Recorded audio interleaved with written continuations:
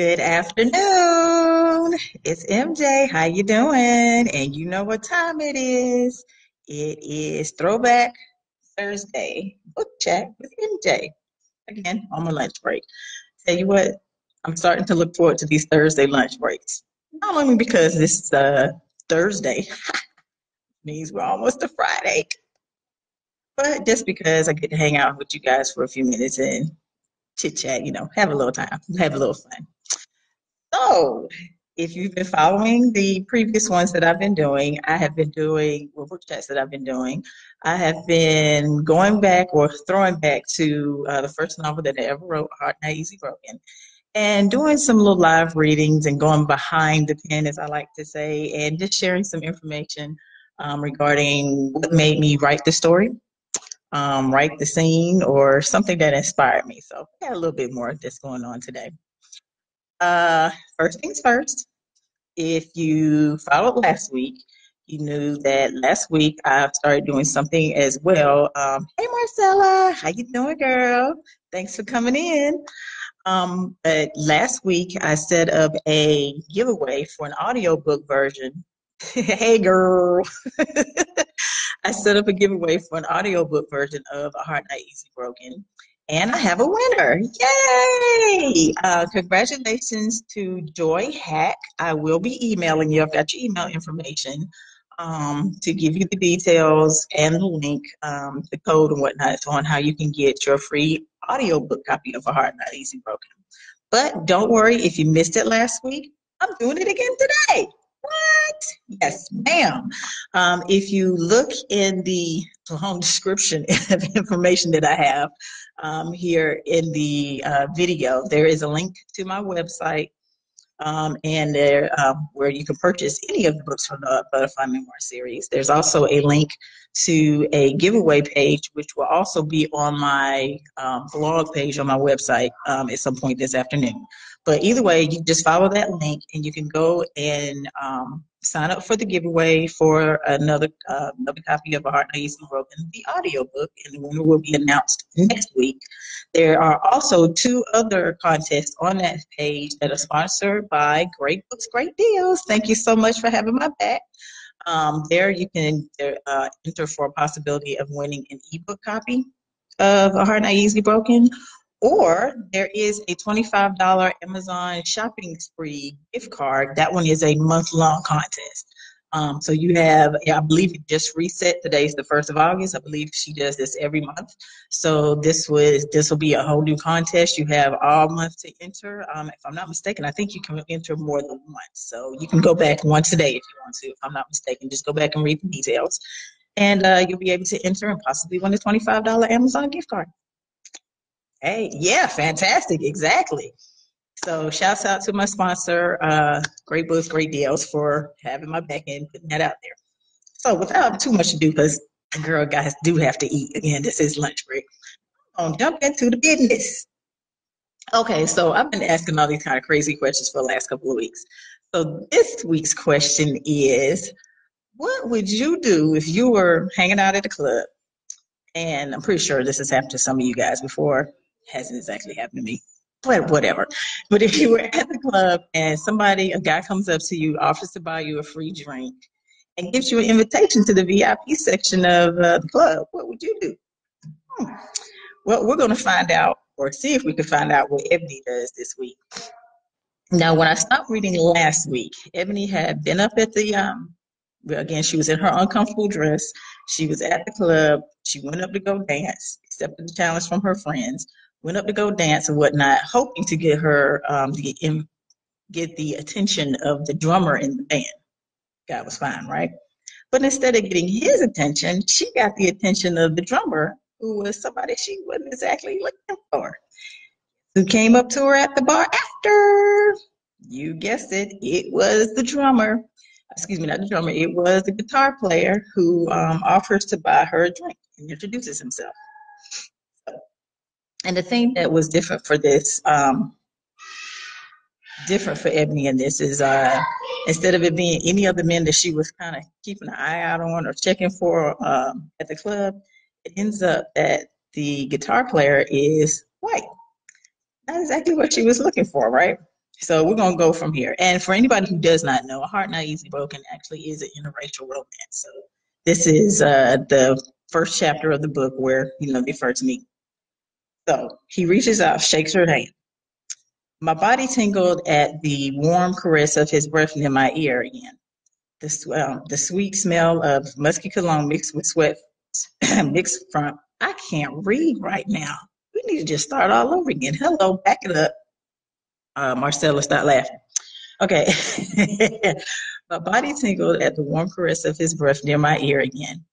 The scent of his musky cologne mixed with sweat from standing underneath the stage lights was alluring. The heat from his from his body inviting. I stared up at him, expecting him to burst out in laughter any second. You're kidding, right? Why would I be kidding? He took another swig of his beer, his gaze steady on mine. I laughed lightly while raising my hand to break his line of sight, wiggling my fingers. He studied it briefly. I don't see a ring. Are you married or in a relationship? I glanced over my shoulder for a moment, wondering which corner of the club my roommates were hiding in while laughing at the practical joke they sprung on me.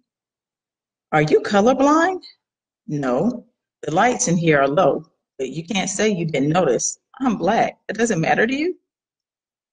A deep line creased Brian's brow. Why should it? He appraised me for a moment. Does it bother you? No, I said a little too forcefully. I left myself open for that remark. So what's your point? He angled himself to look directly in my eyes. I assessed him again. His cerulean eyes were sharp, studying me as much as I studied him. Sun-bleached hair set off his bronze skin, a clear sign of time spent surfing, no doubt. Long legs led to a narrow waist and broad shoulders. I could only imagine what he would look like naked. Wait, what was I thinking that way? You're not my type, and I'm not yours. I put my cup to my lips and gulped. Forgetting about the extra shot of tequila, I nearly choked. Brian angled his head, apparently musing over my statement. You have no idea what my type is. What about her? I nodded at the brunette who sat behind me. She got quiet the moment Brian came to the bar. I risked a glance over my shoulder and saw her lips were in a tight line and she glared at me. She didn't bother to look away. If looks could kill, the coroner would have picked me up from the floor a long time ago. Fortunately, the music was too loud for her to hear our conversation. When I turned back, Brian's stare continued to be intense.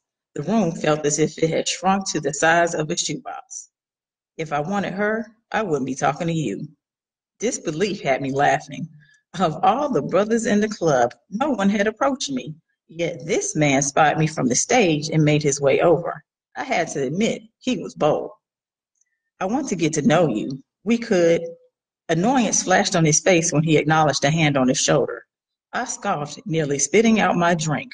The drummer, the object of my suggestive dancing, and oh my God, that body, stood next to Brian.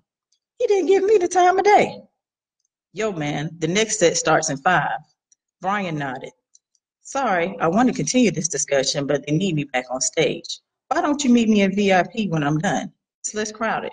Plus, it's away from the speakers, so you can hear yourself think. As if to prove his point, a waitress carrying a large tray full of empty cups bumped into his elbow. He managed to hold his beer without spilling a drop. Tell security the bass man sent you. You'll get in with no problem. The bass man? Yeah, I play bass guitar. You'd be surprised how many women try to get in there. He nodded to a roped-off corner of the room with oversized sofas, plush sofas under focused track lights. A few women were already lounging in the area. A man the size of Chewbacca, and thankfully a lot less hairy and dressed in black, stood with his arms crossed while wearing dark shades. He mean-mugged the crowd, discouraging anyone from walking his way. My eyes must have bulged because Brian chuckled. His laugh was as deep as his voice. He won't bite, he said, with a wickedly charming grin. Till then, Ebony, he toasted me with his bottle, drank the remnants of his beer before disappearing into the crowd, and then reappeared on stage. Who was he? Yasmin sat on the bar stool that Brian had left empty. Well, well, my roommates found their way back. As if you didn't know. No, replied Caitlin in her country twang. Oh, I'm sorry, I gotta do the country twang. No, Caitlin replied in her country twang. I eyed them suspiciously. A guy from the band. Really? Caitlin stood on tiptoes to peer over the crowd. He's hot. I couldn't disagree. Did you get his number? Yasmin asked asked when she finished her own study of his anatomy. No, but I did get an invite to a VIP. Two sets of eyebrows rose. So are you going? Yasmin studied me, no doubt wondering if tonight's mission had been a success. I stared at the stage as the music began to play, watching Brian in action. He looked in my direction and smiled. I haven't decided yet. The end. So, Marcella, you crazy. A big turn on, sweating and musty. Yeah. I don't know now. I guess it depends on the situation and what's going on and how good the man look. Now, I don't know. As long as funky didn't come along with it, hey, who knows? But again, they're in the nightclub. It's hot. Everybody's sweating. People dancing. He been standing up underneath a whole bunch of lights and stuff performing on the stage. So I guess you gotta give him a little something for that, right? Okay, so some feedback on some questions that I've been asked about the storyline and about Brian. And that is, why did I choose music as Brian's career? And why is Brian playing a guitar? And why was he not the drummer? Which is a good question. So I'm going to tell you, when I first started writing the Butterfly Memoirs, again, it was supposed to be just one story that I was writing. I had no plans on writing a whole series or anything because, again, this was just the first book that I had that I was ever writing. Not the first story I've written, but it wasn't like I had a childhood of writing a whole bunch of stories or anything like that. I pretty much had only written like one story, which was the basis for the storyline for Heart Not Easily Broken, and that was as a fan fiction for the show Lost. But once I decided on the characters and everything, I chose music because music is a big thing in my family. Um, my husband is an artist and producer and owner of the Grind Factory. My cousin, LK, shouts out to Lady Kane. If you guys have been on my Facebook page anytime today, I shared a link from her. She's got some hot music that is now available on all streaming platforms. Lady Kane, just go follow my feed, follow her Facebook page. You'll see all the links and everything to the music. I'm telling you, you got to check this stuff out. It's really good. Shouts out to her. But like I said, music is a big thing in my household. How did he become a bass guitar player? At that time, there was this one song that my kids will tell you I played the heck out of the song, and it was called Butterfly, Butterfly Members, right? And it was by this group called Crazy Town.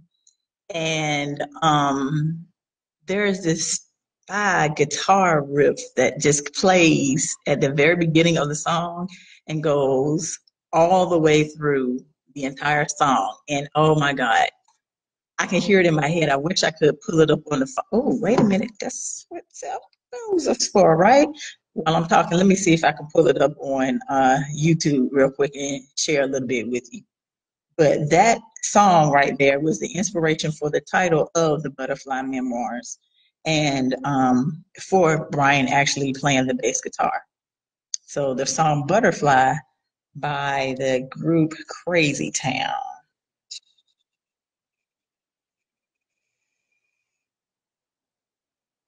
Okay, hello. I didn't say bitterfly. Don't you love the way, there it is. Don't you just love the way your phone just autocorrect you for no reason whatsoever? All right, so here, I'll let you hear the first little bit of this song.